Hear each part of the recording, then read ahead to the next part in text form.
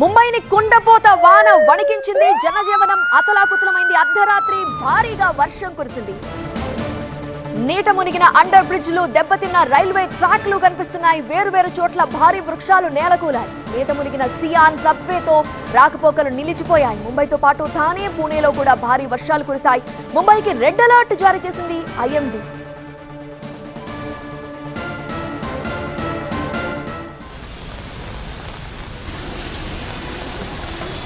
రుతుపవనాలు వచ్చి రావడంతోనే ముంబైపై ప్రతాపం చూపించాయి. కుండపోత వానతో ముంబై తడిసి ముద్దయింది. ఏకధాటిగా కురిసిన వర్షానికి జనజీవనం అస్తవ్యస్తంగా మారింది. పలు కాలనీలు జలదిగ్బంధంలో ఉన్నాయి. అండర్ బ్రిడ్జ్లతో పాటు సబ్వేలు పూర్తిగా నీట మునిగాయి. వేర్వేరు చోట్ల భారీ వృక్షాలు నేలకూలాయి. పలు కార్లు ధ్వంసమయ్యాయి. విద్యుత్ సరఫరా నిలిచిపోయింది.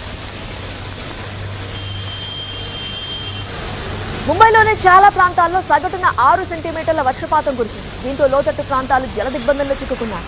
రోడ్లపై వర్షపు నీరు చేరడంతో ట్రాఫిక్ కి తీవ్ర అంతరాయం కలిగింది. ముంబైతో పాటు థానే, పూణేలో కూడా వాన దంచికొట్టింది. ముంబైకి రెడ్ అలర్ట్ జారీ చేసింది ఐఎండీ. మరొక 24 గంటల పాటు భారీ వర్షాలుంటాయని సూచించింది.